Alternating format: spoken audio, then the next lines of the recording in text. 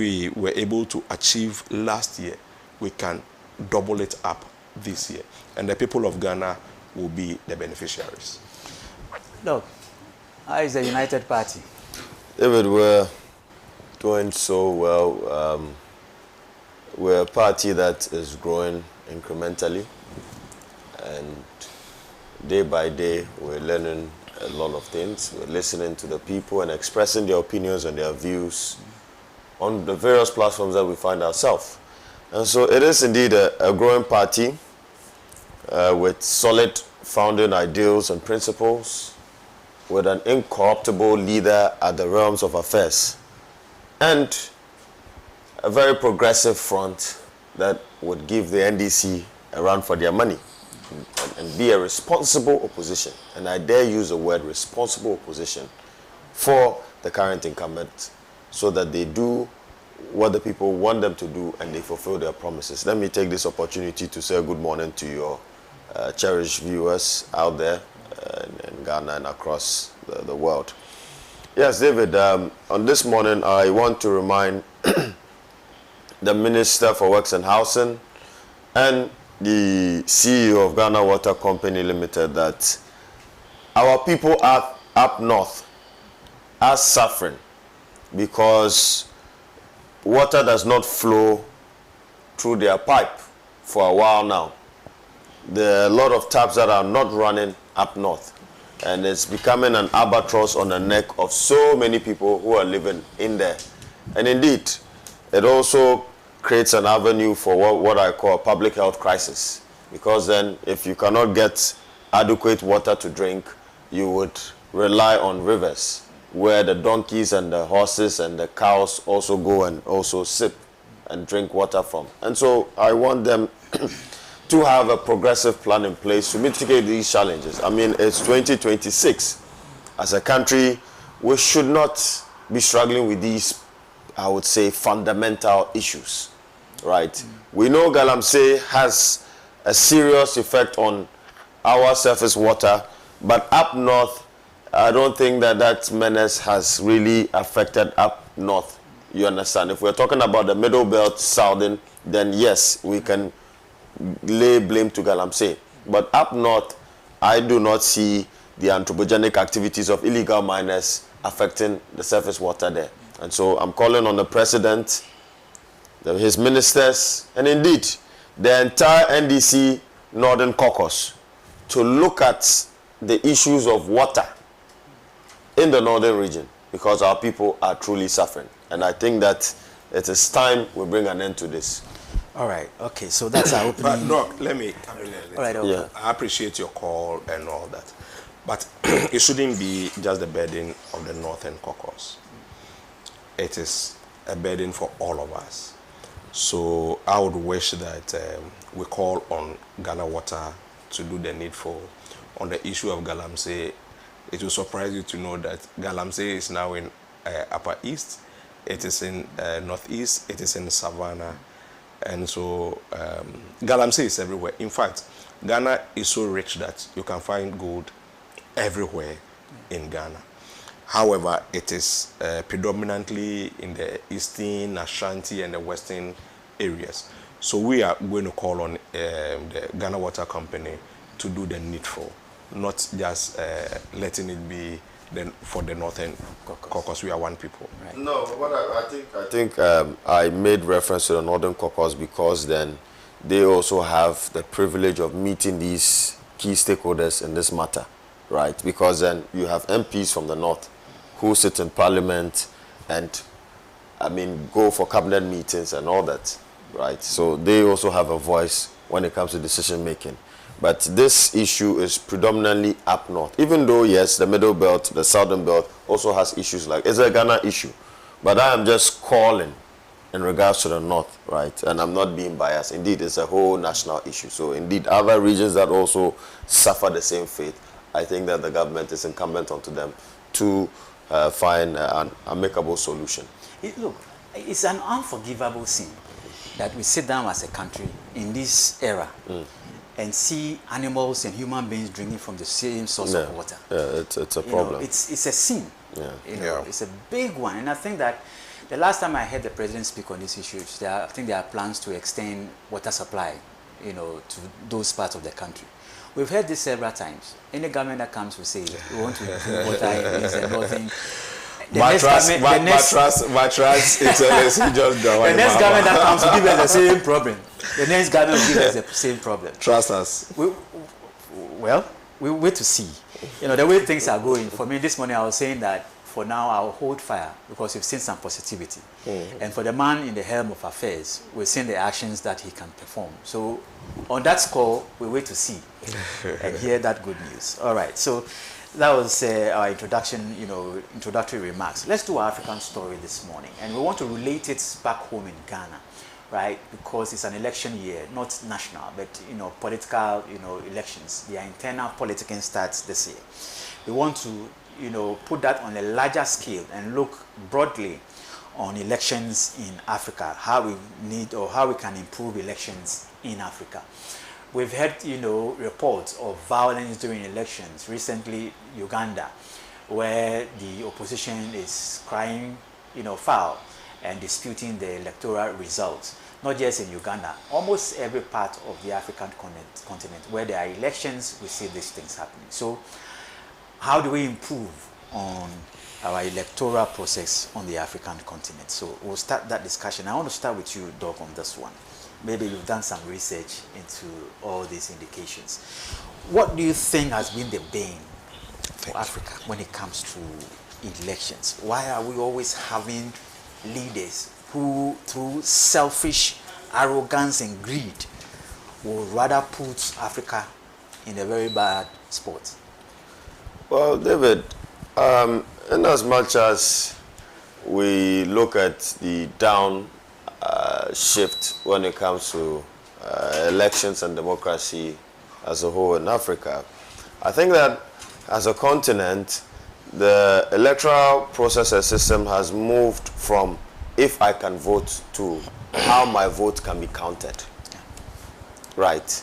Because right now you can see that on the face of the continent, most countries that are even ruled by the military have transitioned into democratic rule through an election process. Guinea, Conakry is one example, to be specific.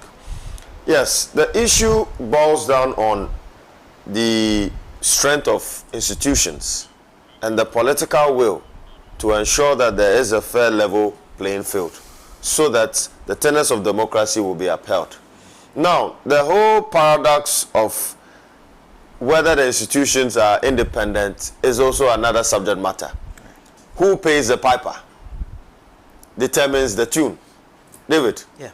And so the whole governance architecture, if you look at Ghana, for example, the Electoral Commission of Ghana's budget, right, is appropriated and is being debated and approved by Parliament. Right. Now, we know that the Parliament of Ghana is a majority bipartisan house. And definitely, all policies and approvals and decisions will be coupled by politics and political interests.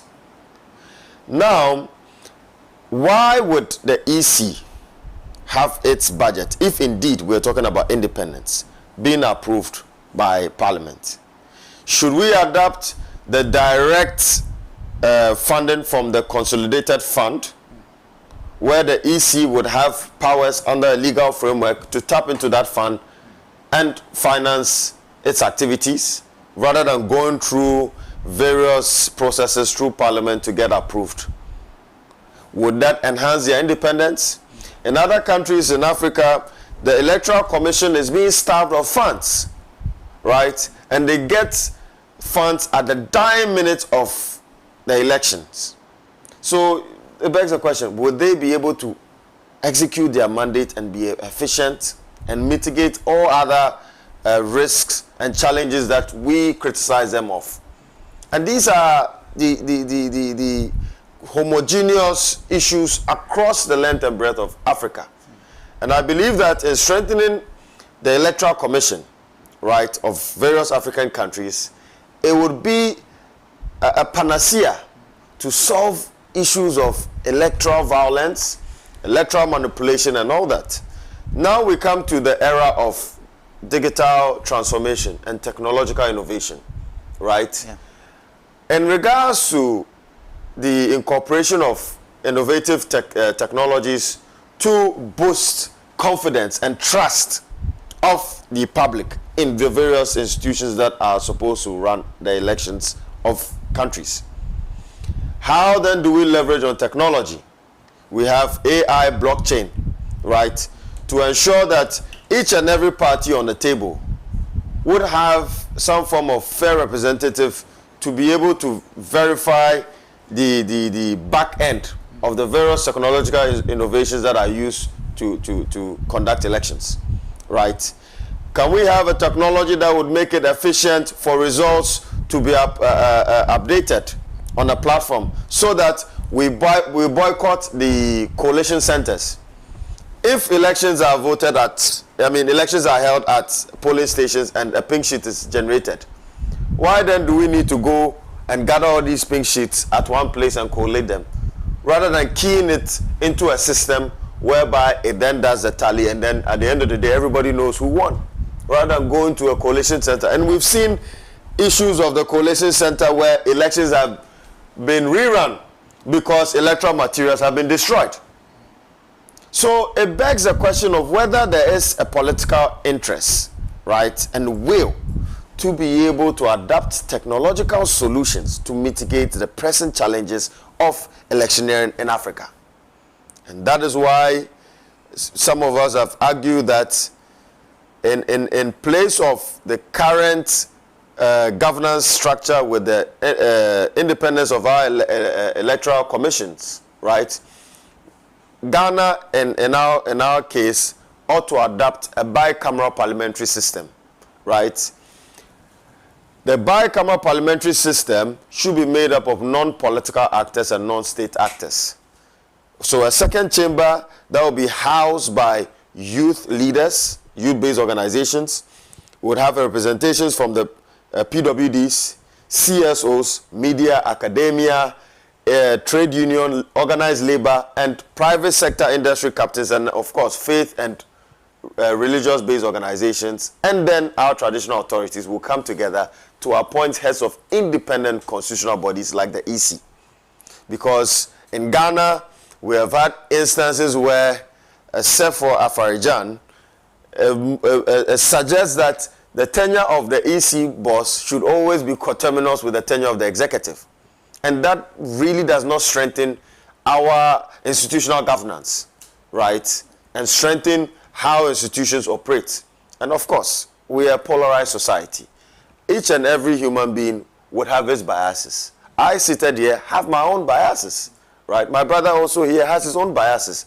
But in the collective interest of the nation, we should have a synergy as to the best form of ideals that would enhance democracy and enhance accountability and fairness when it comes to our election processes. We're in this country where election results, presidential election results, was changed several times.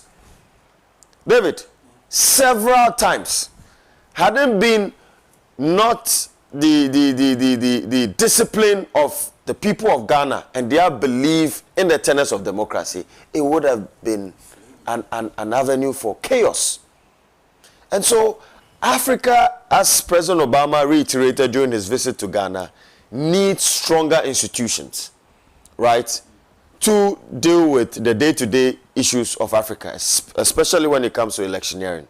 And I believe that if we are able to adapt the absolute independence and financial autonomy of the Electoral Commission, right, and not have its budget being approved by Parliament or a different authority, but themselves, and have real access to government consolidated funds, it would mitigate the issues of political interference, right, and also mistrust in the general public over our electioneering body.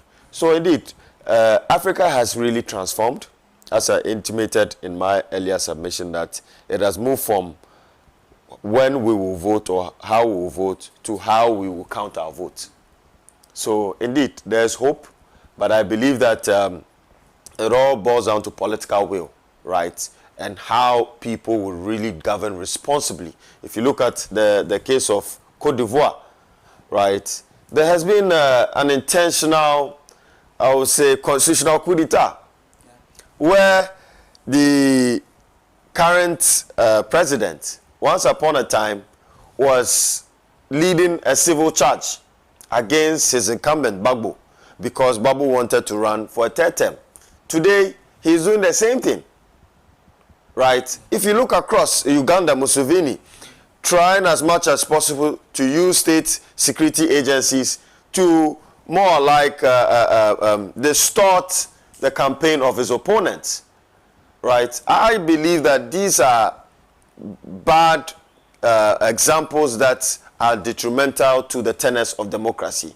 And I think that as a continent, it is incumbent onto our larger body, the African Union, right, to also have the strength and that will, right, to crack the whip when any country goes astray as far as elections and indeed the use of democracy as a mode of governance in their various countries is concerned. So David, Africa is really rising, Africa is developing, but of course, we cannot say that we are out of the woods yet.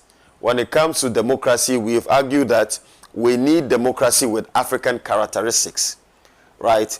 If you look at the 13th century, in the kingdom of Mali, led by Sundiata Keita, the Malians really were the first to bring in some form of principles of democracy and ideals of democracy under the Mandem Charter, which even came way ahead of even the, what do you call it, the American Charter. Is it a Carter Charter, right? That also mimics the tenets of the Mandem Charter. But I believe that the Mandem Charter has the real ideals and foundations for democracy that even it's enviable to say that the West even copied from us through colonization, right? And I know that, David, if we go back to our history and who we are and where we are coming from, we should be proud because we were great in the past. We cannot be what? A mess in the future. So indeed, it is incumbent onto each and every stakeholder in the political realm in Africa to ensure that there is some form of transparency, discipline, accountability when it comes to elections and the processes leading to who will be voted into office. Because we always think that elections are a one-day thing, but we forget that it's a continuous cycle, right? And it should be a continuous cycle till the next election date. And I believe that the various electoral commissions across the length and breadth of Africa should have more civic engagement to educate the public and gather data and ensure that they mitigate crises that will bedevil their electoral system and processes. Right. Second, you look at elections and, you know, you look at what Doug said, that improving elections in Africa is not just about the voting day. It's about trust, institutions, leadership, and accountability before, during, and after elections. If you look at the example of Ghana, have we been able to walk this path? Well, thank you very much, and I'll say that we've done so well as a people. And then I have no reason to doubt the capability of the Ghanaian. But most of the time we are blinded by politics. For instance, the last elections we had, the NDC made some few requests, inspection of materials and all that. What to take out of the EC if you open up your system for both or all parties to go through the system? Let's ensure that our fears are addressed. How difficult will it be? For me, we've had 3 EC officers, how do you call it, EC chairs from 92. Why is it that everyone talks about Jan, Afari Jan? Why? Because he ensured that he was as transparent as possible. That is all that we needed. 92, we didn't have these scientific ways of voting electronically and all that. 96, we didn't have that. But after the 92 elections, we all sat down and said, no, we must have a better and an improved way of registering, voting, and all that. We were using opaque ballot box. Today, we are using plastic and glass transparent ballot boxes. The process with which ballot papers moves from the central point to the regions, to the districts, and to the polling stations are all things that all the political parties follow through. Even the printing of the ballot papers. So our system is so transparent that you can't fault it. However, there are issues of trust. If the issues of trust are dealt with, believe me, I wouldn't care if Doc is made the EC chair. I wouldn't care if an MPP person is made an EC chair. Because if you can't tamper with the system, and if you tamper with the system and I get an alert, and you open up for us to address that issue, what again will be my stress or my worry? These are things that the Electoral Commission must open itself to. You are doing or you are organizing an election not for yourself. There are players. So when you decide that you are not giving a listening ear to those players, then I begin to suspect you. The other thing too is people who are appointed. As I said earlier, ideally, I wouldn't care who you appoint as an EC chair. But when there's an opaque system, and then you appoint your partisan appointees to the Electoral Commission, how do you expect me to trust the system or trust those individuals? I won't. So every step of the way, even if it is for genuine purposes, I will still be thinking that no, there is something behind the agenda that you are proposing or something. So when that happens, mistrust leads the charge.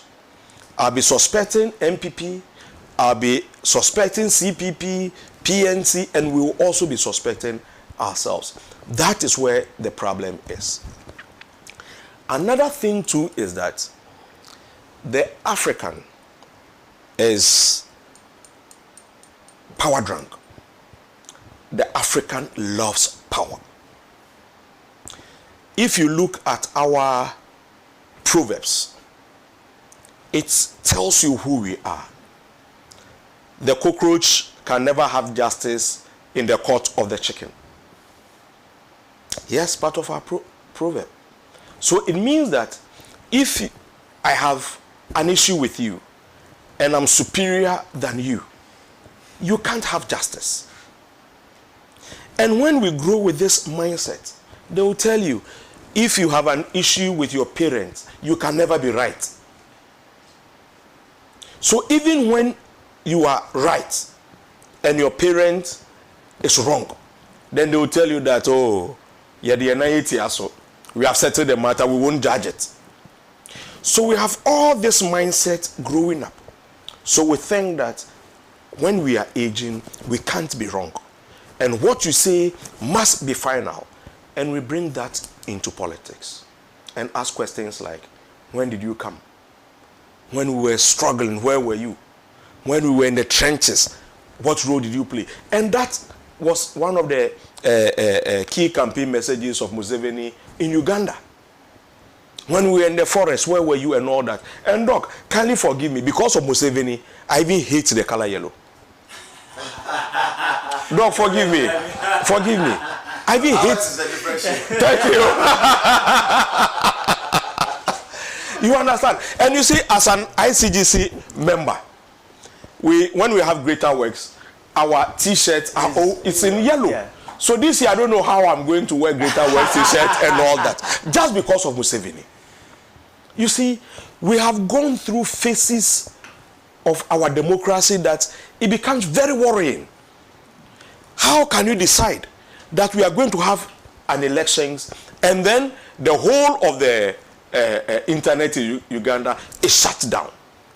And people in Uganda believe that you can never remove Museveni through the ballot box. And we saw evidence of it.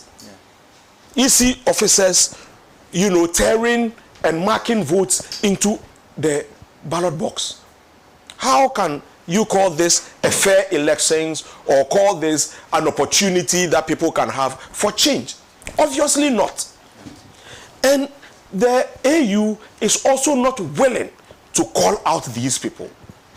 But like they have a cartel. They have a cartel protecting themselves. Some presidents, you know. Let somebody organize a coup in Uganda today. Then you see the voice of AU. Yeah.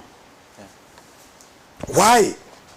If you are not interested in the process, why will you be interested with the results that come out? Because when people are frustrated, people just don't get up to do things. Yeah. Out of desperation, people can go to every length to do things. And when that thing happens, then the AU will find its voice and say that you can't be part of AU, you can't do this and all that. When the coup happened in Burkina, see the joy of the Burkinabes. The accounts will say, those who are by the fire, they know how hot that flame is. So for me, we have a lot to do as Africans. We can be able to achieve it when we show a little pepper to people who are derailing and, you know, destroying the name of Africa. How can you tell me that our neighbor Togo, now your father has been in power for 40 years, now you are you've declared yourself an everlasting president. They can't vote for you. It is the parliamentarians that will vote for you. And you are now above voting. And we sit down and watch it. If tomorrow something happens in Togo, are you going to blame somebody?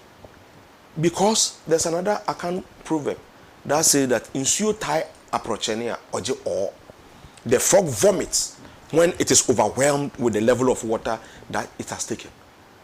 So we have a lot to do. And you see, as a people, we love our parties more than the nation. It is one of our problems. We love our parties, we love our tribes more than our nation. We don't see ourselves as one people. We see ourselves as tribes, as groups. More than that is why African unity, we've not been able to achieve it.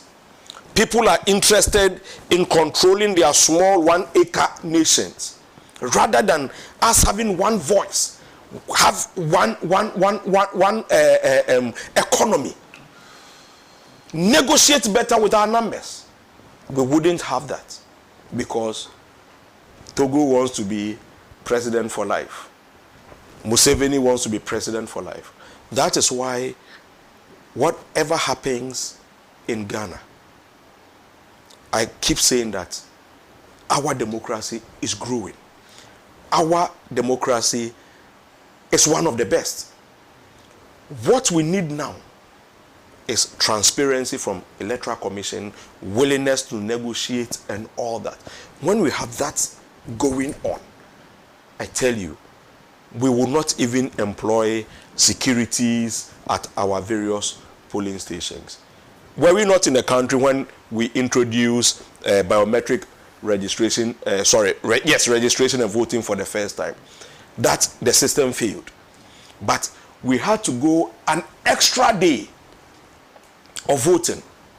An extra day of voting, we didn't have an issue, we didn't have anybody voting twice and all that. We were content with the results when we decided that we are not going to count the ballot. We are waiting for the next day. Every Ghanaian was happy with the process that we have introduced. So what will make somebody get up tomorrow and say, I want to pull the gun or I want to disturb the democracy and all that?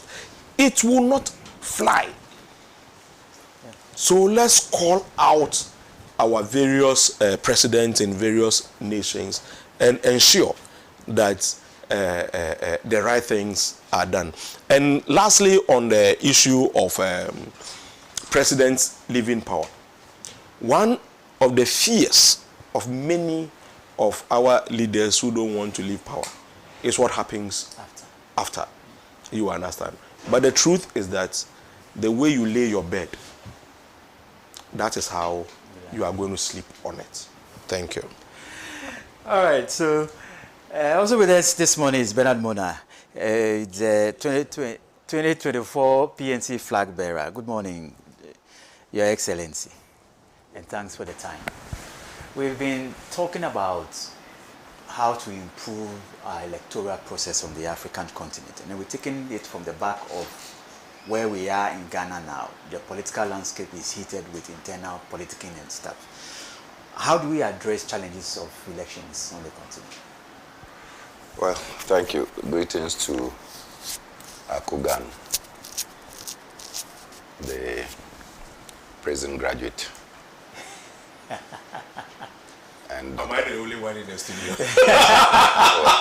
I've just started. Greet everybody. And Dr. Ramsey. And then, of course, he's not a prison graduate.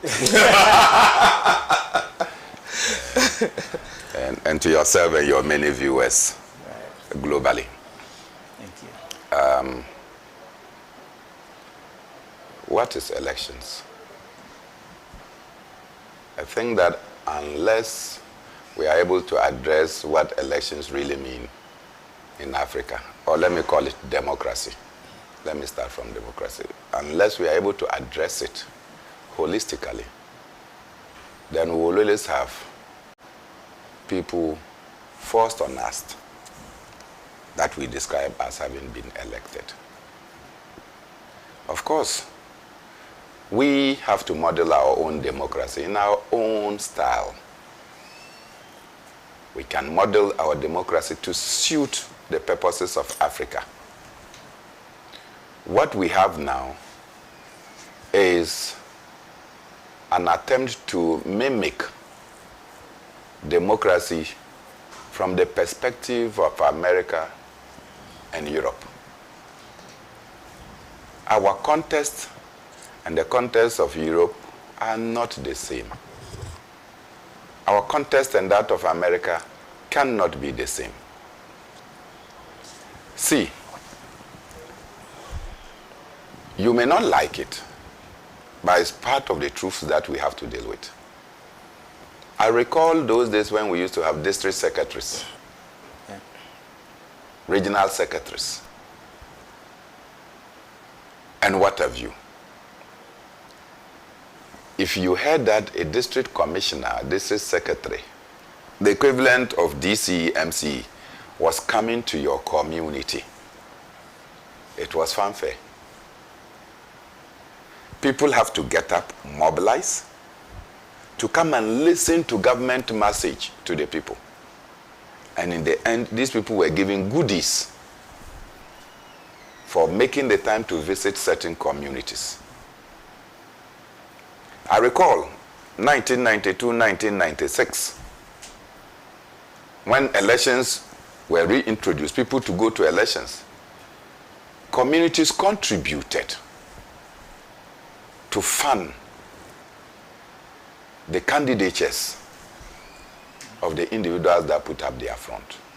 Because we had the belief that these people were going to serve us and we needed to support them. So most people that came to Parliament in 1992, if today you give them the same chance, they will not qualify to come to Parliament. But no community will contribute to you. DCEs came and we had to organize yam and things for them in honor for their visit. Because we believed that these people came to serve us. Today, we are serving them. Today, the reverse is true. No politician goes into a community and expect that you can get something in return. They always will extract from you. That's true. Kwame Nkrumah introduced the unitary system for us in Ghana against the many calls for federalism. And Kwame Nkrumah's regime, Akugan could go to Nadole Kaliu as the candidate of a political party and win the elections because people believed in the party's message, not your message. And so you went to campaign with the party's message. This is what the party will do. This is what the president, and it is the president's message that you had to carry. The party, what the party visions to do is what you carried to the people. Today, I bet, Akogan, you will not get 100 votes if you decide to go to Nadole Kaliu to go and contest. At all. Because one, they will tell you don't come from there. Yeah. Two, they will tell you that Obo will not in Yeya. It means you don't understand in Yeya. Do you understand? Yeah. That is the tribalism.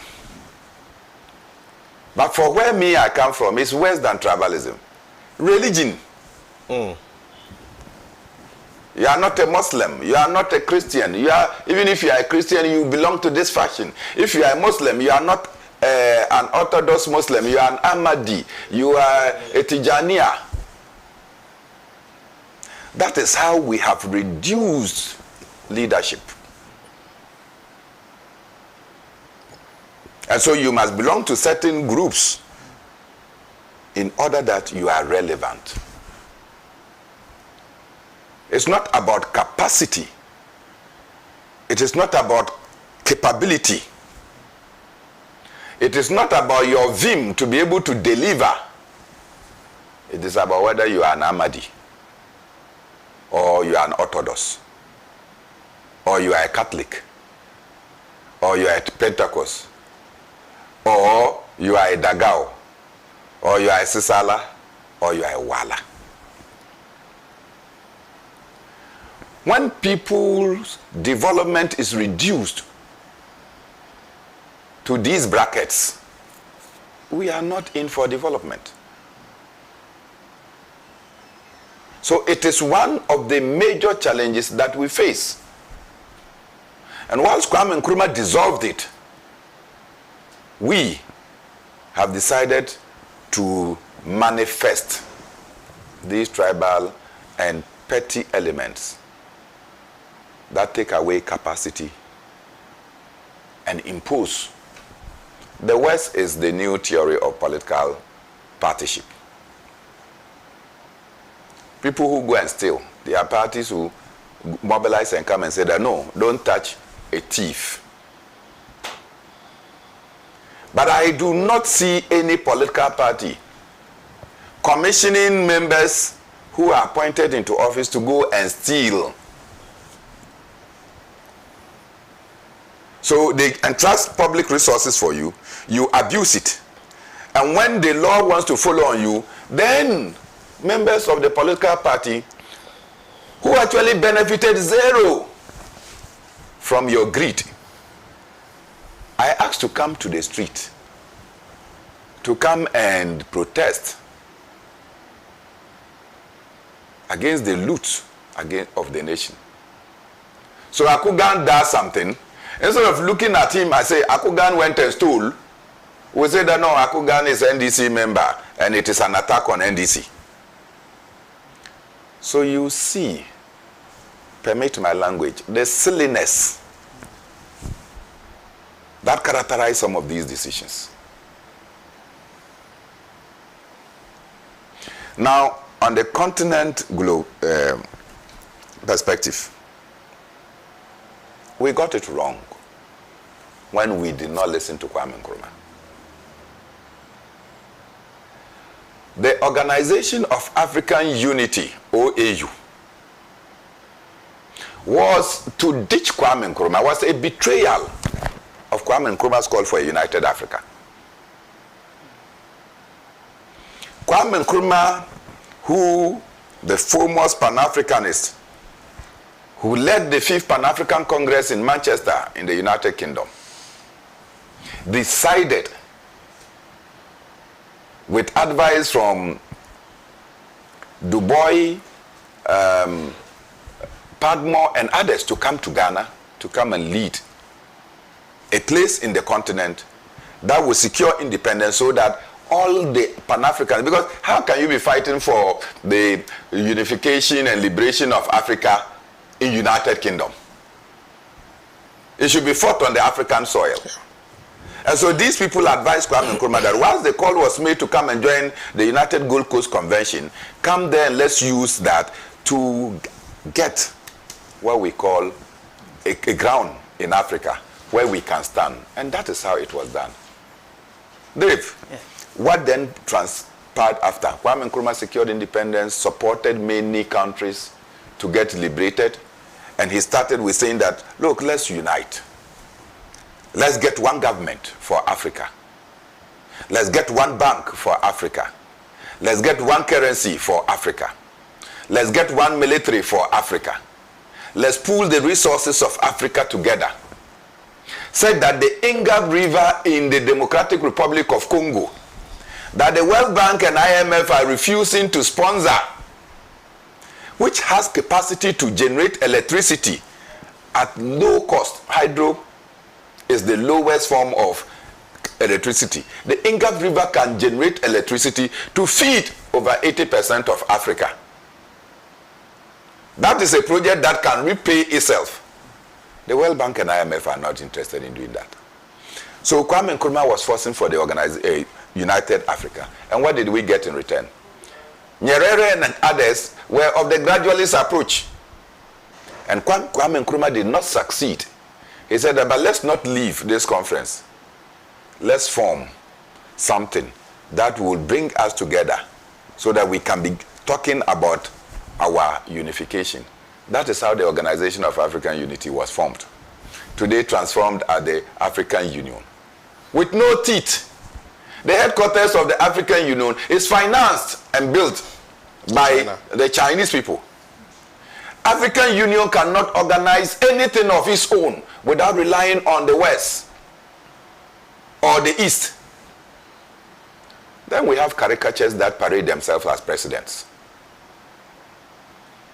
surrounded by people who are protecting themselves and not those people. Because Yoweri Museveni doesn't think well now. Senile. But the people around him are using Yoweri Museveni to continue to stay in power, to do the rot. Go and check the list of people in government, all of them coming from Yoweri Museveni's family. His son is the Minister for Defense, his brother is Minister for this, his brother's wife is this. That is the kind of government they have. And he opens his mouth to say that no ballot paper, no paper can take him out of office. That is an invitation to coup. That is an invitation to violence. Because if you tell me that no paper can take you, a mere paper cannot take you out of office, it's not a mere paper. It is a paper with power. But you say it cannot take you from office. So it means a gun or a bullet must take you out. That is the invitation Museveni has put to the people of Uganda. That is distasteful. Paul Biya, who stays only 2 to 3 months in Cameroon, is forced to come. And he comes and they are going to vote. They give him the ballot paper. He doesn't even know what to do. They have to hold his hand to go and thumbprint. And when voting has not taken place in areas, election results are declared for those areas. We sit here, Togo, and I keep saying Togo. You see, if there is a cake in Togo, don't everybody runs to Ghana. Yeah. They don't need visas to come to Ghana. They don't need passports to come to Ghana. In fact, Togo and Ghana, there is no difference. Ride a motorbike, you only go and push it and cross. Nobody stops you. When they also come in, they just ride and come and cross. Some ones of us who don't want to go through immigration, you go and park your car at the Ghana border. And then you just walk across and you pick the next available car. In fact, car will be waiting for you. So you are there, you park and just walk in. And then a car takes you and you go and do whatever you want to do and come back. We sit here. 38 years of rulership. But Yadima, nothing but Yadima. That ended in 2005. Saw his son imposed on the people of Togo as president. Term limits that were guaranteed, 2-term limits, because in 1992, when Ghana went for the 2-term limits, Togo also went for the 2-term limits. Ghana, how many times have we changed? This is 8th or 9th. Yeah. Please be landed for me. I will land. Togo has had the same family. For 60 years. The same family for 60 years. Opposition voices dissolved. Tiki Achadam cannot come to Togo. His community is always under surveillance. When you drive there with any nice car, they suspect that Tiki Achadam is coming. The people have to start running because as soon as they see any V8 or some sort coming, then the gendarmes will start moving into those communities to check whether the man has come. And people are harassed. ECOWAS is like this. Completely mute. There will be a day we'll hear boom. When we hear boom, then you hear ECOWAS and you hear the African Union come to make noise. The relevance of these institutions has faded. They need to recalibrate to ensure that, look, they respond to citizens' needs and not to individual heads of states' needs. That is the only way our democracy can thrive.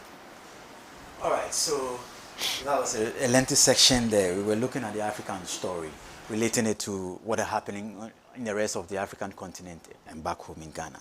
Let's advance to the camp of the National Democratic Congress, because yesterday they announced processes to commence internal reorganization and a roadmap towards their internal elections for 2026. All geared towards getting the party ready for the 2028 elections and beyond. So we want to take a critical look at, what happened yesterday when the General Secretary of the NDC, Fifi Kwete, made that press, engagement. And I want to start with Takogan on this one. What were you by then in telling Ghanaians? Right. We wanted, first of all, to thank our polling agents, branch executives, constituency and regional executives for the yeoman's job they did for us to win power. And also, yes, it's part of also telling them that our term of office is over or will be over this year. Irrespective of how brilliant you worked, you have to go back to the people to renew your mandate. So we're thanking them and also for them to prepare for the elections. And as usual, we always believe in the bottom-up approach. And nothing will force us to change or reverse that. So today, the 30th, our books for branch reorganization will move to the various branches so that they will start mobilizing for the elections ahead. And to also add up, especially with the branch and constituency levels, that is the foundation that the stability of the NDC is built on. So we really caution those who normally do mafia works during this period.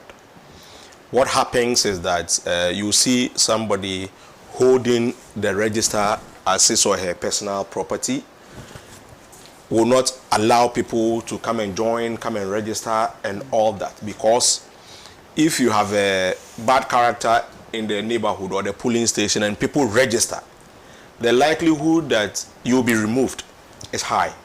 So they sometimes prevent people from registering and have a small number of people in the register who they have control over. But the message for you this time round is that if you make that mistake, there wouldn't be branch elections at those various, polling stations.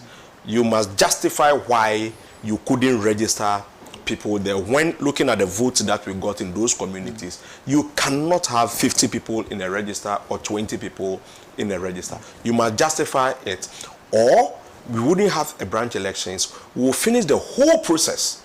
Then we ourselves will come back and organize reorganization at those branches.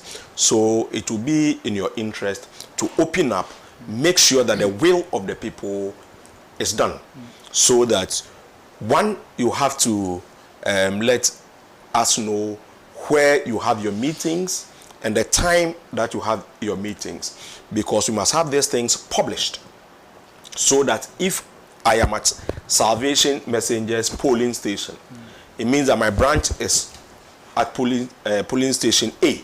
Right. So I know that if this is my branch, then our meeting place is at 4 o'clock on Sundays at Mr. Atiga's house. I see. If my polling station is Cosmos A, I know that it is 5 o'clock on Sundays at Baby Ter's place. So if this thing is well published, I don't need somebody to tell me that by 5 o'clock I need to be here, or if I want to get registered, this is the place that I need to be and all that. This is to cure this mafia thing that somebody will just hold the book and say that, oh, we have done an elections and these are our new executives and now they are the 9 branch executives. We won't take that. The day for the election and all those things must also be published, so that if I am interested in contesting at the branch, I would have that fair opportunity of going to contest and all that. And we'll follow through. That is why we've given ourselves this month up to June to get all these things right. So the branch elections will be in June. So from all this time, these are the things that will be inspecting and making sure that the will of the people is done. No mafia work and all those things happens. Then after that, if you are interested in contesting, you pick your... to give them an invoice. Oh, why should why should we have an invoice for this one? Please. So This Nancy, Pan Africa must give the NDC an invoice. don't worry. This is from your comrade Akogan. No. So after that, okay, so let me just be brief about it, Right. and then after that, then we move. But So it's you pick public education. So exactly. That's why I've kept quiet. Thank you very much. And for the first So time, what I was doing was not public education. It is. That's also gave me enough time. so for the In first that time, view, I also discussed PNC. not today. When you have your elections, we'll give you that time. So we are also, for the first time, going to implement to the letter the picking of forms at the branches, and then you pay for those forms. Right. Last 4 years, we glossed over a lot of things, and this time around, it's not going to happen. If you want to go to for the constituency, the branch elections, you pick off your form, you pay 10 cedis for the form, because that is the lowest level, right. And we don't want to disenfranchise anyone based on monetary issues. So you pick your form 10 cedis, you file, you are vetted, we are sure of the people that are going to lead us at the branches, so that people will relate to the branch executive. They'll be known. There are some places that the whole, even the NDC people don't know their branch executives at the police station, which is not the best. Then we move to the constituency, regional, and then national level. You go, you pick your form, you pay, you file, you are vetted, you are cleared, you go for your campaign and all that. One significant thing that we have introduced is the 6 months, and I know that's the interest of many people, and it's because first let's really appreciate His Excellency John Dramani Mahama. I am saying this because he's the first president that we have had that has done a great deal of shown great love to the party. About 20%, if not more, of his appointees came directly from the party. Our ministers were regional ministers, regional secretaries were made regional ministers. The national executive, we had a lot of ministers coming from functional executive committee or national executive committee, amongst others. We want to have a very balanced party and governance issues. One, if, with the greatest of respect, the achievement of the government today is based on appointees, their sacrifices, their commitment, and all those things. We want to have a balance. We don't want to have a succeeding government with a suffering party. So, and we know that we have a lot of human resources to do both. So we decided this decision should have been implemented last year. When the appointment started, we saw that a lot of our members are now moving into government. When it comes to quorum for meetings, we struggle because the pressures of governance is not so easy for you to be leaving the office every Tuesday to the national office and all that. But once that they have been voted for a period of 4 years, we must allow it to stay. So all of them were allowed to stay and hold both offices as ministers, as CEOs, and hold their party position because they were voted for 4 years. But moving into a fresh elections, you must make up your mind to continue as a government appointee or to continue as a party official. So that is why we decided, going into the National Executive Committee meeting, our proposal from FEC was 3 months. But they themselves, at the National Executive Committee, some opted for 1 year, others said 6 months. We realized that if we are going to go for the 1 year, it means that you are disenfranchising a lot of people. You are not allowing them to make their mind because the meeting or the decision was taken in December. Right. And if it is 1 year, it means that January you must resign, which wasn't a fair deal. So we decided that let's do a 6-month thing. People must have the time to think through it, whether they really want to be in government or some of us chose to be at the party office because we realized that our commitment to the party, and one thing too about this party work is that you must have passion for it, else you get tired because when people come to your office and they are demanding things from you, if you don't have the heart, you say, why am I into this? That is how the political system is. So we just came to a compromise, agreed on the 6 months, and so if you are interested in contesting for constituency executive and then you hold any government position, by April you have to resign. If you want to contest for regional position, by May you have to resign. If you want a national position, by June you have to resign, so that people would also have the opportunity of making because if, for instance, you want to contest, but you realize that the achievement of this person, let me use my youth department of all communication as an example. Somebody may want to contest, but he doesn't know whether Pablo will contest or Sami Jemfi will contest. And looking at the successes of these people, they wouldn't want to contest them. So if by 6 months they haven't made up their decision or they haven't resigned, then you know that they are not contesting, so that others who want to also fill their position will have a clear mindset and then take over. That is the reason behind it, but not to disenfranchise somebody or give up. Yes. I'll interrogate some issues that we raised, but That's I want fine. to take the views of Doc before I come back to you. Yes. The NDC, they've said their roadmap. Yes. We are waiting for yours anyway. and PNC's own.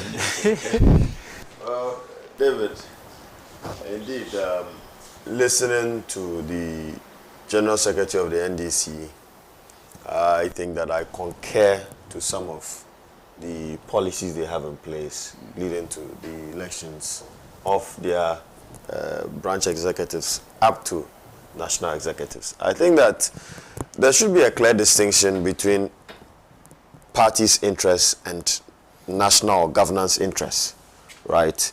And we should be able to separate these conflicting ideals, right? If you want to hold a political party office, right, and still also hold an office in government, I think that it doesn't sound well. I mean, it's conflicting because you have a huge membership, you have people, you have a huge human resource pool. You can tap into all these talents to fill in each and, I mean, whichever various positions that it's available. And so the fact that somebody is a national executive, is a constitutional executive, and is upholding to a government role as well, how then do you balance the work of party and then the work of government? Yeah. Because both have various degrees of demand. And I think that it is in the best interest of the party to have such model and policy. And that was one of the reasons why the MPP fell down flat, right? And now there's also a new conversation with the adaptation of some form of universal suffrage to electing the leadership of various political parties. You've seen that there's a suit in court led by Professor Frimpong Boate, Dr. Nyao Tamaklo, and one lady, I've forgotten the name, if you... Christina, yes. Yes, that's right. And I think that it's a very interesting experiment to begin with. Because if you look at the United Kingdom, the Labour Party, the Liberal Party, right, and then the South African party called the Democratic Alliance, right, they have upheld to a universal suffrage system in electing their party leadership, and is working well for them. Now, in theory, this looks fantastic, and it could be a panacea to some of the ills bedeviling the electoral processes leading to the selection of certain leaders of various political parties. In Ghana, we know that elections has been dominated by what I call moneycracy, right? That creates an oligarch system that a few people have the power and money to control who gets into what office at any particular point in time, right? And so there's no room for any other competent person to get in there, because some people feel that they have control over the party and they have the money to sponsor whichever candidate they want. I think these are the fundamental issues that are bedeviling our election processes within inter-party competition, right? And I think that the universal suffrage process, I mean, practically it's quite expensive, David. Can you imagine, let's say, an NDC membership of 4 million or 5 million people going to the polls? How many ballot papers you even have to print? The cost involved. Because, I mean, it is said that if you look at the various party constitution, right, there's some form of due structure, some form of compensation that is given to the party by membership. They contribute some form of dividends to the party. I don't know how far that system is working within the various political parties, because as Bernard intimated earlier on, he says that, look, political leaders, when they get to their communities, have to suffer from the demands of their people, rather than vice versa, the people even supporting them, right? And these are the issues that I think that have distorted the quality of certain leadership that we have. And that is why we have argued that Ghana's electoral processes within the various political parties is propagating what we call a kakistocracy. That you realize that a party with so many competent erudites in various works of life would be led by people that are non-consequential and do not have any erudition whatsoever for national development. And that is what you see in the MPP today. That is what is bedeviling the MPP today. That a whole stronghold of the MPP, where their world, more like their World Bank is, and you have the likes of Wontumi become a regional chairman. And not just he being Wontumi. Is that not an unfair statement? But I am saying that because of the character he exhibits and the person and what we've seen in that person. Is it not clear that he's a Galamsey kingpin? Is it not clear that he has been complicit in the act of Galamsey? I am not saying it, but it is his own people. A report, a committee or commission set by the executive has the powers of the High Court. Would you agree with me? That a commission set by the executive has the powers of the High Court. And so if the, what do you call it, Frimpong Boate's interministerial committee has brought up a report, if the former Minister for Lands and Natural Resources, Honorable Jinapo, has brought out a report to indict Wontumi that indeed he is involved in illegal mining, then of course, who am I not to concur to that? Right? So it's not a personal attack, but it's a fact. But I'm saying that we ought to have a form of fair and transparent electoral processes leading to the, what do you call it, the elections of various executives within the party organogram. And that is why we need a strengthened electoral commission to crack the whip when certain parties go astray, right? You see in Ghana today, people have, and as my brother intimated, there's a kind of mafia system that people hoard the membership, or I would say the delegate album. They have a strategic way of mapping out who is for which candidate and who is against this candidate.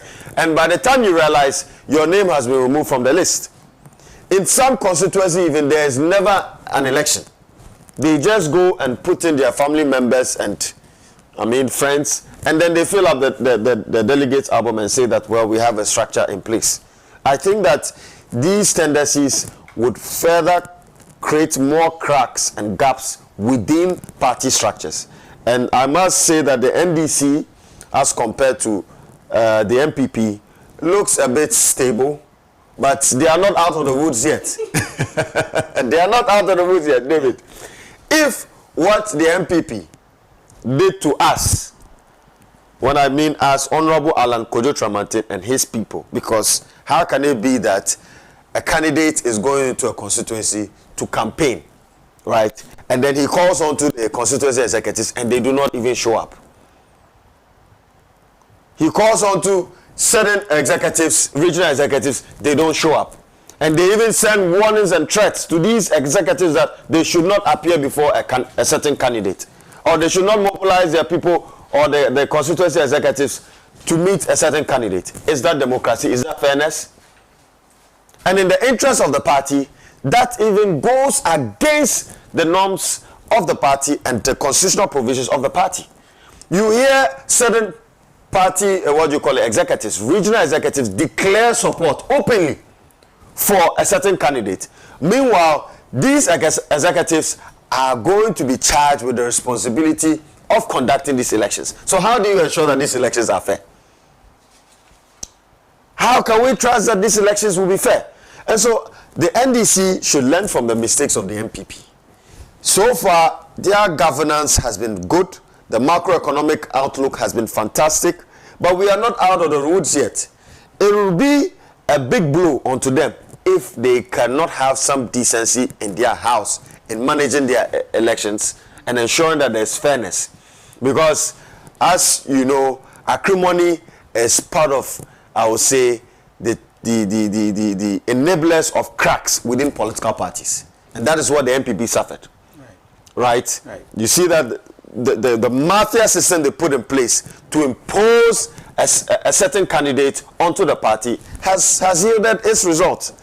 That they've lost massively, over 1.5 million votes, with a gap unprecedented in the history of our Fourth Republic.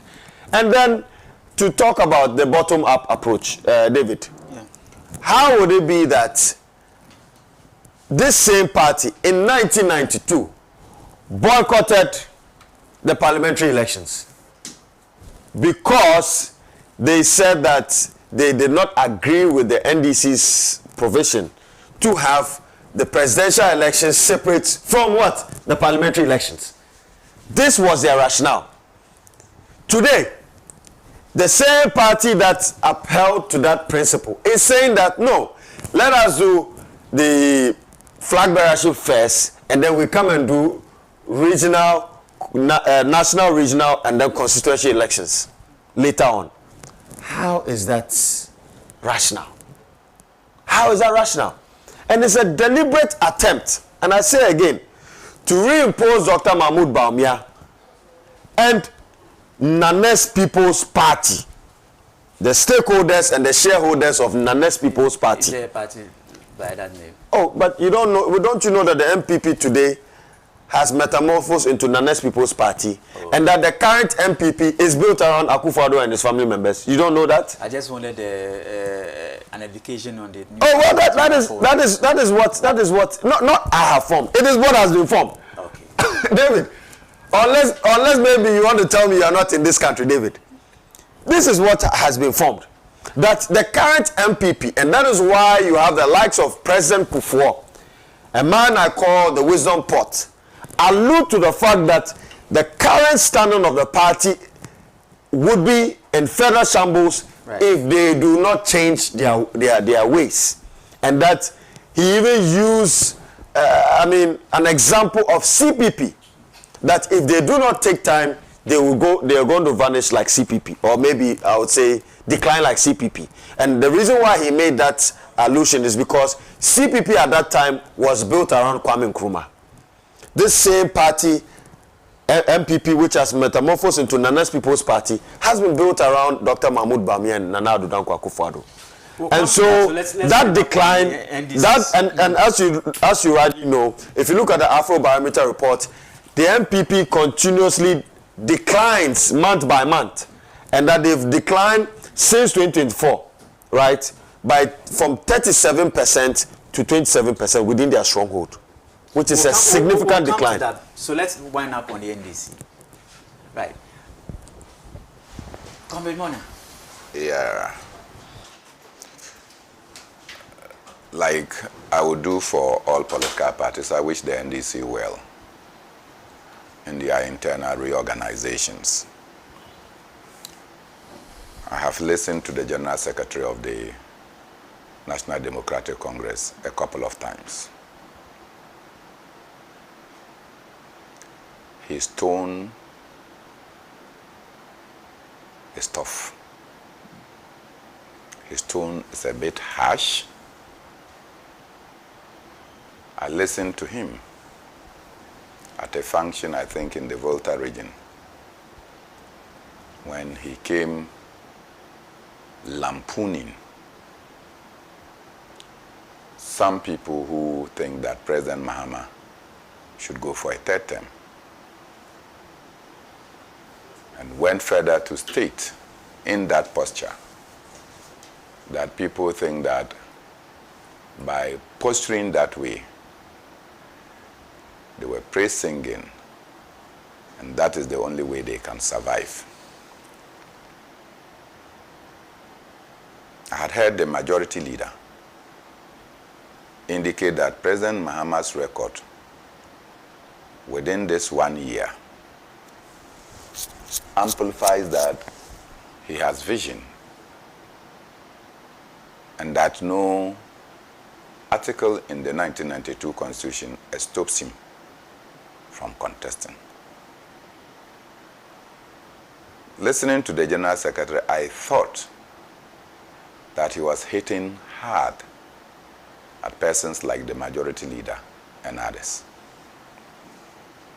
Yesterday, I listened to a certain comment that is also going round, where he said that people cannot be greedy by wanting to hold party position and also government position. I don't know what he is heading towards,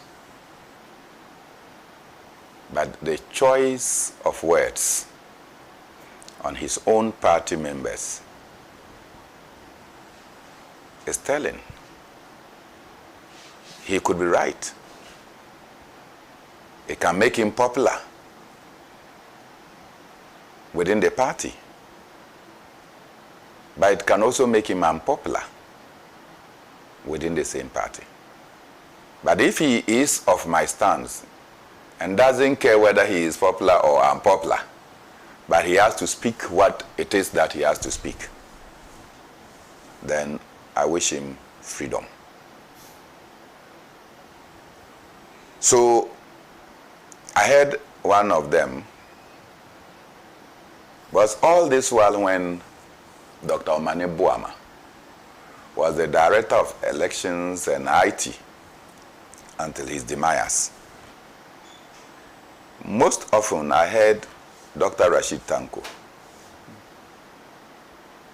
speaking and elucidating on electoral issues and what have you. And even in the recent Ayawaso Eastern by-election issues, is that the one the party has put forward to be communicating most of the issues. And yesterday, my brother Mahdi, I know Mahdi well. He is a smooth operator. Very, very smooth. Understands his job. Was elevated to the acting director of IT, because you need to go to Congress or a NEC has to meet to approve that. Acting director of IT, because he's one of the deputies, director of elections and IT. And then the comments of Fifi started rhyming. People should not hold government office and be greedy and what have you. I am not sure. The national chairman of the National Democratic Congress is a board chairman. Yeah. That's a government position. So should he want to contest elections, he should resign that position. We need clarification. Can I clarify that a little so that you continue from there? If you I would prefer you land and then you compile. Because you see, this affects people who are handling day-to-day activities, like ministers, chief executives, and all that. It doesn't affect board members and then board chairmen amongst others, because they don't do a day-to-day activity. Sometimes in 3 months, you have only one meeting on the board, and that's why those people were exempted. Well, I didn't hear that exemption. Oh, it's in. So those positions that I held, they don't mean much to me. Sami Jamfi is the CEO for the Gold Board. He is the current communications officer. Yeah. The party constitution still maintains him as communication officer. So he has double job. Coming to do party communication and going to do work. So if he wants to become communications officer again, or to become general secretary of the party, he has to resign. Gold Board. Gold Board. That's what the NDC have chosen. I sincerely wish them well. I don't know why the PNC was not part of the Frimpong Boateng, Nyahota Makulo, and Christiana Amakonyama's writ to court. But I can understand from the perspective that from 1992 to date, the PNC has always done joint Congress, where we elect national executive officers alongside the flag bearer. But we don't elect regional and constituency executives at the same Congress. So it is only the national officers and the flag bearer that are elected on the same day. And there is justification for it. Because our congresses are not decentralized. That you will say that this is the ballot. People go to constituency or branch levels and do their elections. Because people want to know each other. Then as they grow, then a delegates list is compiled. Unfortunately, we have not been able to transit into the realm where every member of the party is able to vote. That should be how we should do it. So you can actually do the voting as is done in India over a period. You can cluster that, 5 northern regions will vote on a certain day. Their results is known. Then you can decide that the middle belt will vote on a certain day. Then the coastal belt will also vote on a certain day. You can do that so that people campaigning can go around and do so. Unfortunately, we don't have that. Database for political parties is sketchy. And you know how it is. Somebody is NDC today. It is Salah time. The party refused to give him rice and sugar to go and do rice water. Then out of anger, he said, no, the party is not fair. Then another political party came and said, oh, so you mean Salah, they didn't give you rice and sugar. Then they go and buy him 25 kilos of rice and add him an alonka of sugar. Then suddenly he becomes a communication officer of that party that gave him rice and sugar. That is how low our politics are. You know Mohamed Awal. I knew you were going to. Same here. You know him. You know that. Oh, so you all know him. He left the National Democratic Congress because they did not give him 25 kilos of rice and a low cup of sugar.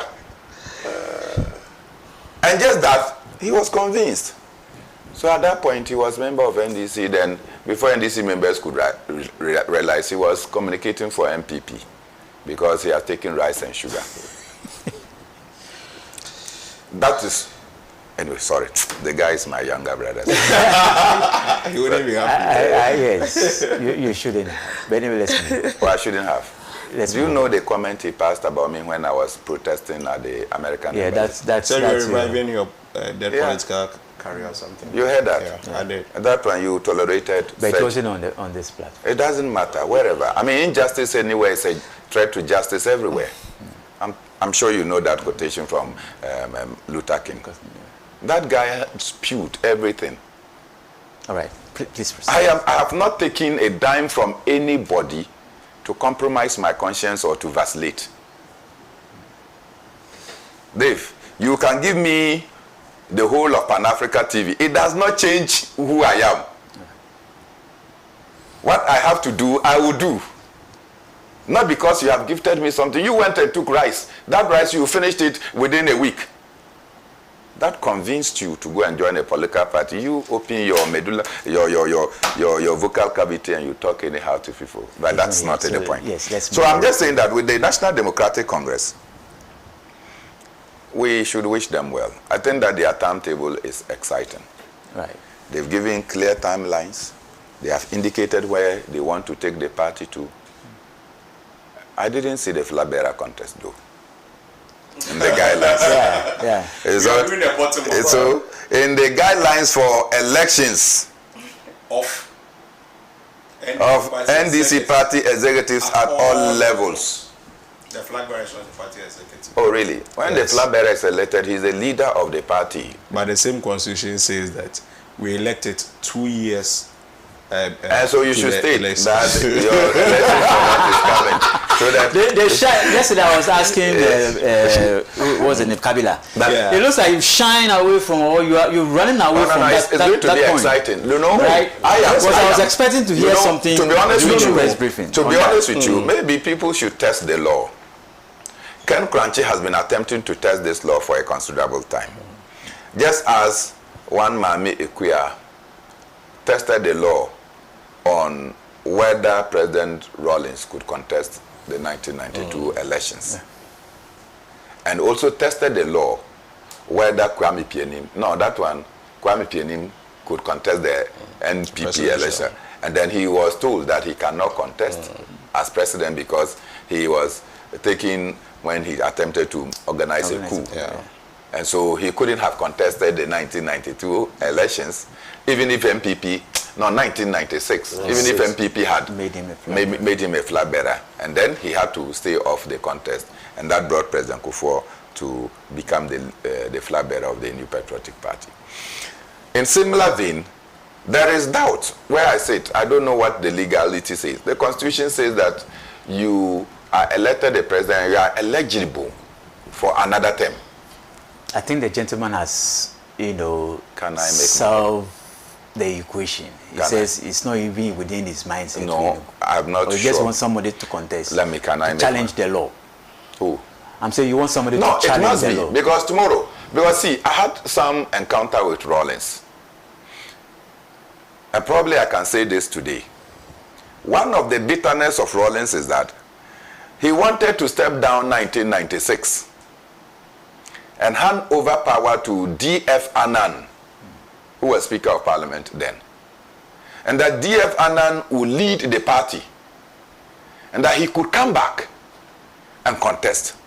And that persons like ATTOH, Totobi Kwachi and others told him that it cannot be done. And later, what he had thought to do, that today Putin is doing in Russia. You get it? And that was part of Rawlings' bitterness against certain group of people. I'm sure that Uncle ATTOH is aware of this one. I'm sure that Uncle Totobi Kwaji is aware of this particular thing if they will openly talk to you about it.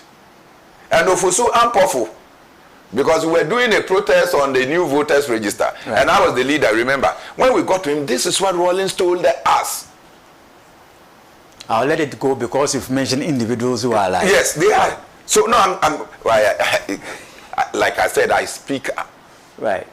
So, in similar vein, it may not be about John Rawlings, John Dramani, who may not want to contest, but tomorrow a scenario could occasion, because he was president. And if I listen to him at the UN, he used certain phrases that, look, his first term is non-consecutive with his second term. I don't know what informed that statement. And he repeated it in that statement, in the UN statement. I'm sure if you listened.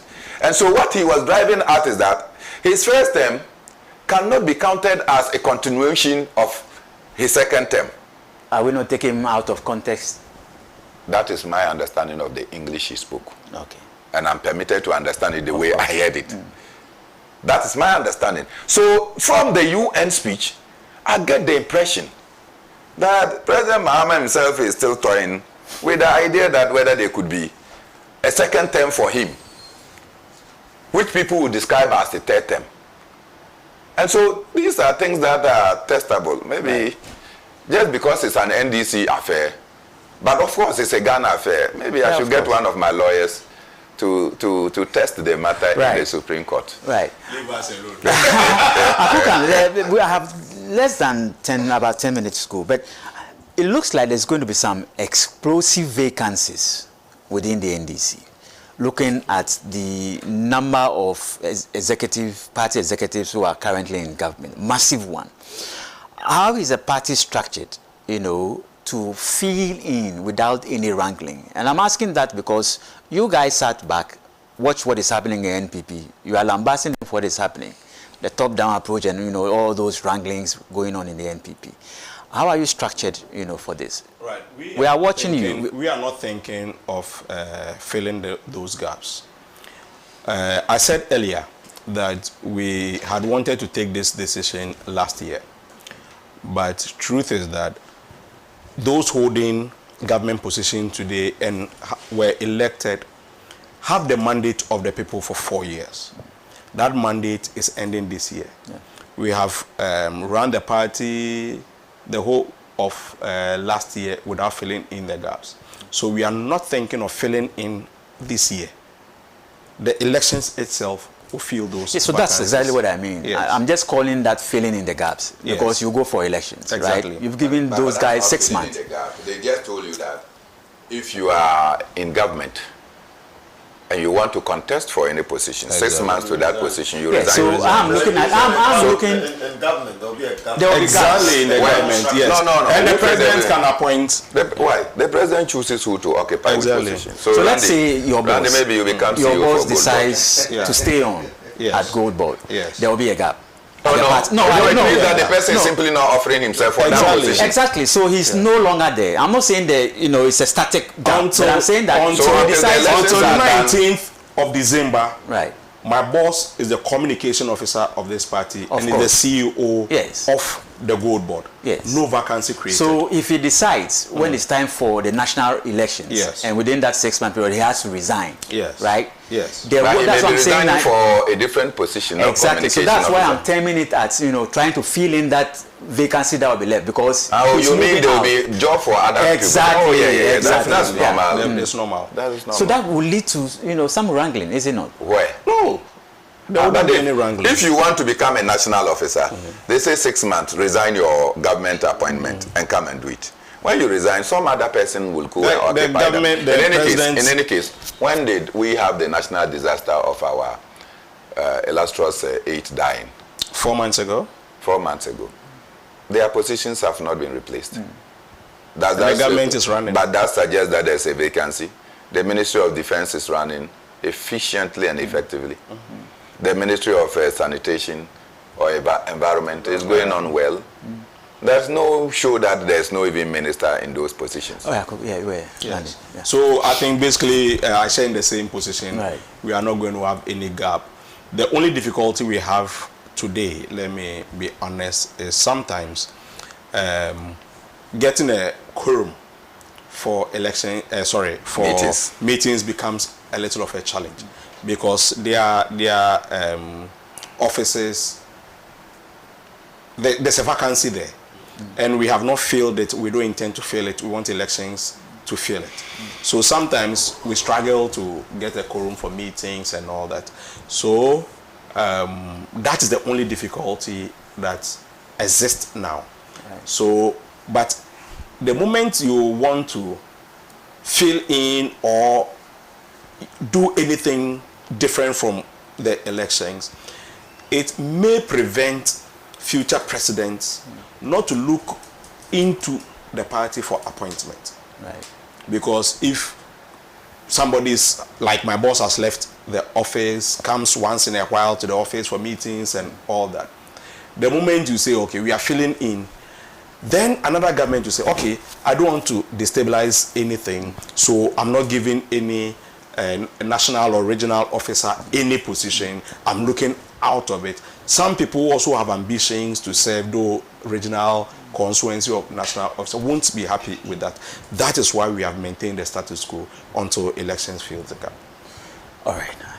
I think we can end the conversation on the NDC if we are okay. You want to chip in something? Yes, Bernard made reference to the conspiracy, or it could be factual. I do not know, because power tends to corrupt certain minds, right? And that President Mahama might run for a third term. I think that is constitutionally inaccurate, because if you look at Article 66 of the Constitution, it says that there is a 2-term limit for the tenure. Read the Constitution. So if you look at Article 66, right, and I read, a person shall not be elected to hold an office as President of Ghana for more than 2 terms. Continue. For more than 2 terms. Continue. Yes. So 3 says that the office of the President shall become vacant on the expiration of the period specified in Clause 1 of this article, or if the incumbent dies or resigns from office or ceases to hold office under Article 69 of this Constitution. So that's Article 66. Then number 4, that's 3. I'm reading 4. The President may, by writing signed by him and addressed to the Speaker of Parliament, resign from his office as President. So there's no word in Article 66 that talks about consecutive. There's no word like that in Article 66. And so President Mahama cannot run for a third term, technically.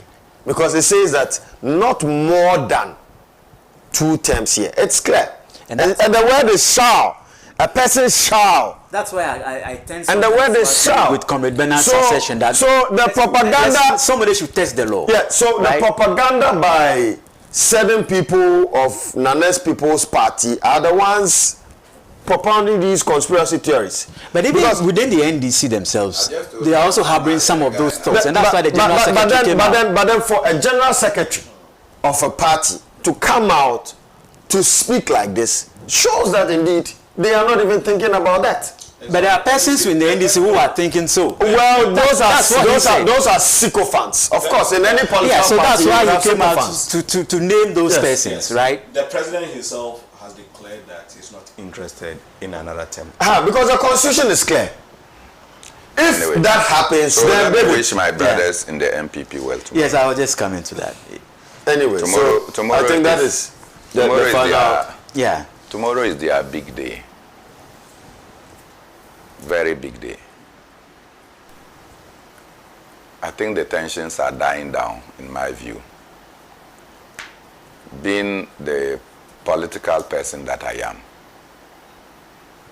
the individuals that have put forward themselves for contest have endured a great deal.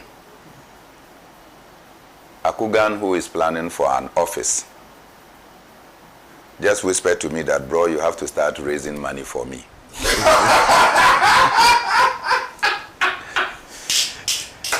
And in December, the man just, his party is in power. Oh, I shouldn't have said it publicly. No, but I'm doing that so that other people know that they have to support you. I'll find out. That will be the last question I'll ask. No, he's running for office. So he just turned and looked at, I don't want to mention the particular office. Now he looked at he opened the page and said, bro, I need this amount to, you have to. I should support him. And these individuals have gone through a great deal of endurance. Financially, physically, emotionally, and spiritually. Traversing the length and breadth of this country is a whole lot. So those 5, for me, they are heroes within their party. You hear all manner of abuses for people who have offered themselves to contest. You don't sleep. And sometimes the worst part of the people is our drivers. Because once the driver is driving, you can even take a little nap. But the driver drives and you go straight into an event. And once you are doing the event, the driver must be alert and ready. As soon as you finish, some people are waiting for you elsewhere. And the security personnel also. And these people must be alert, including the security. Thank you for bringing that up. All the time. And they are able to go through almost a year with you. You get here sometimes, you arrive in some place by 3 a.m., you sleep by 6 a.m., you have to meet delegates and people in other places. If you don't, you start missing times and people are waiting for you and calling you and saying all manner of things. When you get there, they rather don't want you to go to the next stage. And other people are waiting for you. So look, the 5 persons that offered themselves to contest, sitting where I sit, I see what they have gone through. Right. And I commend them for putting up themselves. I am not in any way talking about their competences. I said many times that the MPP should elect somebody that will be easy for me to defeat in 2028. And you see, the last time I listened to the MPP, when they went to sign their peace pact, whatever it is to mean peace pact, what is it that is about elections, internal elections, that there's so much acrimony that you have to go and sit down and sign peace pact. That alone tells you the level of decay. Now, in going to sign the peace pact, I'm told that the document was shared to the candidates Days before. And so they read it. So when they got there, they agreed to the content. So they gave it to him. The PhD holders started signing, according to Kennedy Ajapo. That 3 PhD people, they took the document, they didn't read and they were signing. But he took the document and was reading.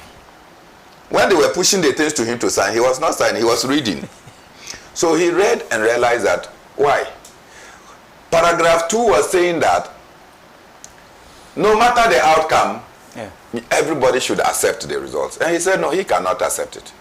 Because in the previous elections that he participated, at some constituency where he got 104 votes, they gave him 14 votes, 14, instead of 104. At a place he got 37 votes, they gave him 0. So if those things come, you don't expect me to come and say I have accepted the results.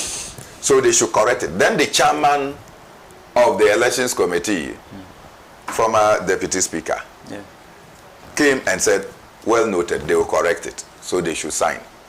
When he now turned to sign, one of the PhD holders had signed where he, Kennedy Ajapo, would sign. And his argument is this: if our leaders cannot peruse document thoroughly, but will append their signatures, they will go to IMF and auction us. And so those are not the people you should vote for. Right. My contention is that even when they give you a document to read the day before, because you did not print that document to come and sign that document, you still need to actually confirm whether this is the document they gave you to read or not. Yeah. And on that score, Kennedy Ajapo was right in not signing, but to peruse. I wish the MPP well. In the end, I am not sure that my chosen candidate of Kwabena Ajapo will win, but in the scheme of the 5, I think is the best. I think Dr. Bawumia will win though. Yeah. Right, for me, MPP has dented themselves so badly that we are not going to see a president from tomorrow's elections. So who wins and who doesn't win doesn't matter to me. This is the first time that I have seen an internal elections being so abusive. I've never seen such a thing before, and the name calling and all that, very unprecedented, to the extent of, you know, engaging people in some private issues becoming a campaign issue and all that. I can only wish them well.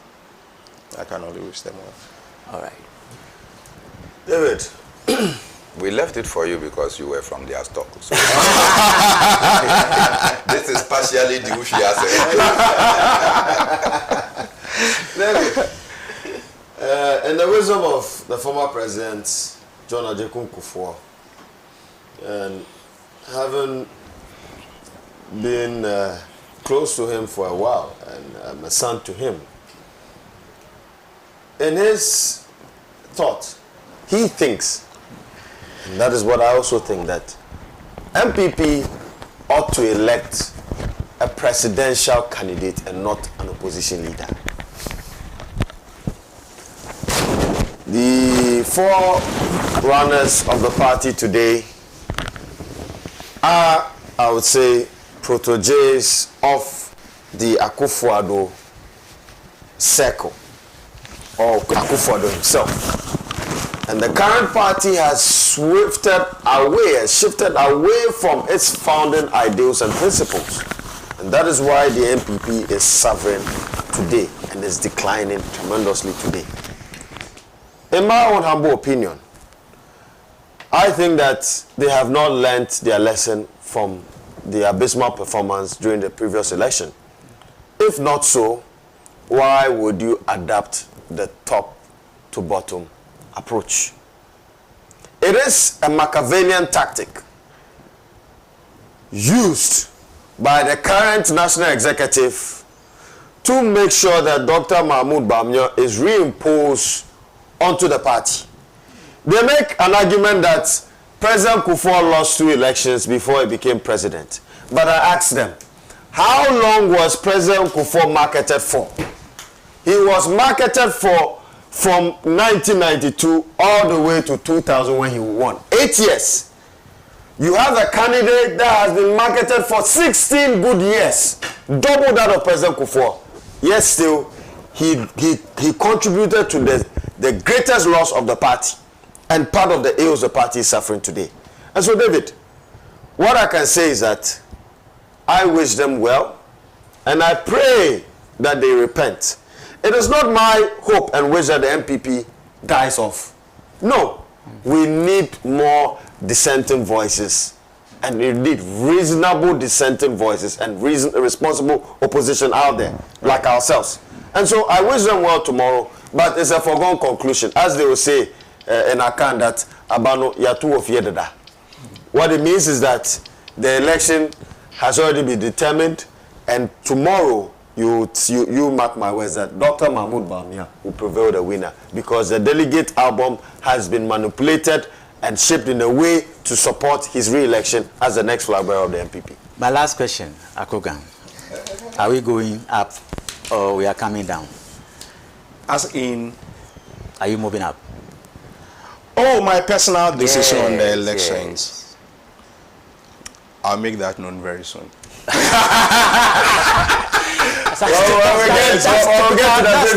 Politician. In fact, where I am seated, I'm representing the party, and I wouldn't want to use this platform to, do my personal. So we should expect a surprise. So very soon.